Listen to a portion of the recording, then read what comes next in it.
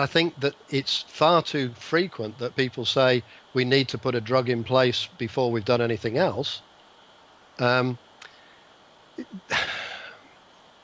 it's like they're putting the horse before the cart. Yeah, yeah, absolutely. okay. The thing is that an awful lot of drug companies have massaged their data about the success of their drugs for years. So I think we have to be very careful about whether these drugs actually do the job that they're supposed to do. Or, I mean, like Prozac was a very good example. For years and years and years, Prozac said, we get approximately 2/3 of the people that we treat better. But they didn't advertise the fact that actually 33% of people in the control arm that took no drug got better as well. Mm-hmm. So they actually only treated 33% of the people. Right? And that went on for years. GlaxoSmithKline did exactly the same thing with Seroxat. They hid the data for years. And the data is nowhere, the reality is nowhere near as good as the data. Mm-hmm. And the side effect profiles are appalling. Not for Prozac, that's pretty good. But for Seroxat, it was appalling. And the thing you need to think about is that doctors have what they call a series of thirds. And it's very simple. 1/3 of people will get better anyway, 1/3 of people won't get better, and 1/3 of people will get better because of what I've done. And that's exactly the same ratio as the first Prozac tests. Mm-hmm. It's almost identical. So are these drugs as good as they make out? And the other thing you need to consider now is that virtually all big pharma companies have now dropped all research in psychotropic drugs. Why? Because they can't find any biological substrate to say why they work. And the Japanese are now doing a lot of work with Prozac in mice that suggests that the drug doesn't actually work in serotonin, but has an epigenetic effect, which is a whole different ballgame on its own.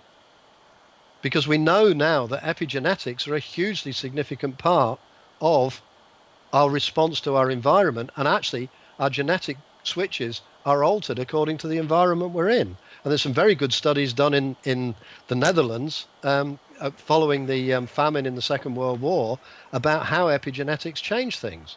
So we know that these genes can be switched on and off after we're born. We're not fixed. And particularly epigenetics in the brain is very significant. Things like, oh God, I've forgotten what it's called. There's a specific process that takes place, it will come back to me later, that actually affects gene expression. And it happens a great deal in the brain according to environment, which is why I see environment as being so critically important and our response to it. And if we can change our thinking about our environment and about our response to it, then we are likely to change the way that our physical beings are expressed as well. And there's evidence going on for that. I mean, people like Paul Gilbert, probably one of the most famous CBT proponents in the world, he's looking at this very deeply. He's changed an awful lot of his approach, the compassion-focused approach. He's actually looking at that in therapeutic communities, and he's calling it the compassion-focused approach, which I found very significant. Yeah. Okay, so there are lots of interesting things going on, and people beginning to recognize that actually the traditional medical model is not working and probably never has done. And if you look at all the data from, people like Gershon and O'Rider have done data right from the Second World War up to now, the increase in mental health problems and mental health distress has steadily increased over the last 70 years. It's been just a steady upward drive, and no interventions through drugs or therapy or anything else has actually made any dents in that at all. But do you say that we are worse off now than 70 years ago? Yeah, much worse off. Okay. The high, whether that's because we're detecting more, I don't know. Maybe we are. But the point is that one would expect you to see it at least tail off, but it's almost a consistent rise. And if medical model was making that much of a difference, you would expect it to tail off, or you would expect to have dips when you'd got a brand new drug coming in, like Prozac in the 70s. It didn't make any difference.